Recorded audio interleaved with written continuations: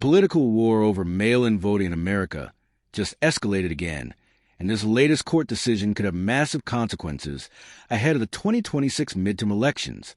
A federal judge has refused to block President Donald Trump's controversial executive order that aims to create a federal voter eligibility list and tighten rules around mail-in voting. That means, at least for now, the order remains alive while legal battles continue across the country. And this is not just another routine court ruling.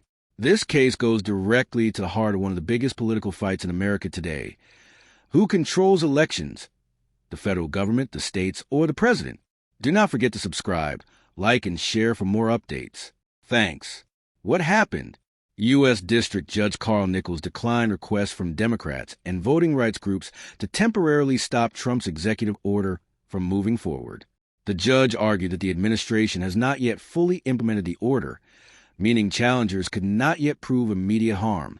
The ruling does not mean the executive order has been declared constitutional. It simply means the court is allowing the administration to continue for now while lawsuits continue. That distinction is extremely important.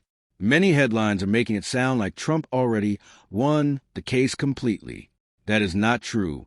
The judge basically said, come back when there is actual implementation and measurable damage. Still, politically, this is a major victory for Trump because it keeps the executive order alive during a crucial election season. What does Trump's executive order actually do? The executive order reportedly pushes several major election-related changes, including creating state-by-state federal citizenship and voter eligibility lists using federal databases restricting mail ballot delivery to voters appearing on approved lists, increasing federal involvement in election oversight, expanding preservation requirements for election records, pressuring states to tighten voter verification systems. Critics argue the order attempts to move election authority away from states and closer to the federal executive branch. Supporters say the measures are necessary to improve election security and prevent non-citizens from voting illegally. Trump has repeatedly argued that mail-in voting systems are vulnerable to abuse, even though numerous past investigations and court reviews found little evidence of widespread fraud significant enough to alter national election outcomes. Why critics are alarmed? This is where things become extremely controversial. Opponents say the president does not have constitutional authority to rewrite election procedures through executive orders because the Constitution largely gives election powers to states and Congress. Voting rights groups fear several possible consequences. Eligible voters could be mistakenly excluded from federal lists because government databases are often incomplete or outdated. Mail voting could become harder for elderly, military, disabled, or rural voters. Federal involvement in elections could expand dramatically. States could lose control over how they administer voting systems. Some legal analysts argue the order may eventually fail constitutional review if courts decide Trump exceeded presidential authority. But supporters counter that federal agencies already manage citizenship and identification data, so coordinating that information for election integrity is reasonable. My personal opinion: this is one of those moments where both sides are speaking past each other instead of addressing the real issue. Most Americans probably agree on two things. Elections should be secure.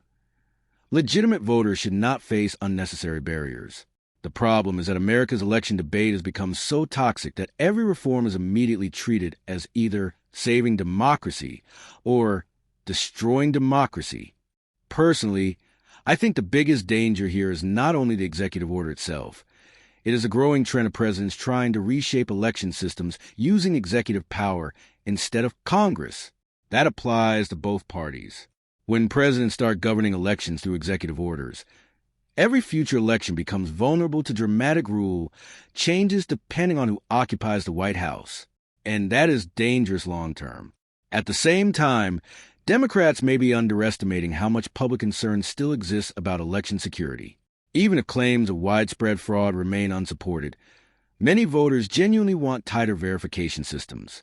Ignoring those concerns completely is politically risky. But Republicans also face a major challenge. If election security measures become so strict that ordinary legal voters struggle to participate, public backlash could explode. The bigger political reality: this ruling arrives at a critical moment before the 2026 midterms. Trump and Republicans are clearly trying to make election integrity a major campaign issue again. Democrats are framing the order as voter suppression and executive overreach. And now the legal fight moves toward additional court battles, including another major federal challenge in Boston. So this story is far from over. In fact, the most important legal decisions may still be ahead. Do not forget to subscribe, like, and share for more updates. Thanks. Final thoughts. This case is bigger than mail-in voting. It is really about presidential power, federal authority, and the future of how elections are controlled in America. The judge did not give Trump a full constitutional victory. But politically, this ruling gives his administration momentum and keeps the executive order alive during a high-stakes election cycle. And no matter which side people support, one thing is obvious. America's election wars are nowhere near finished.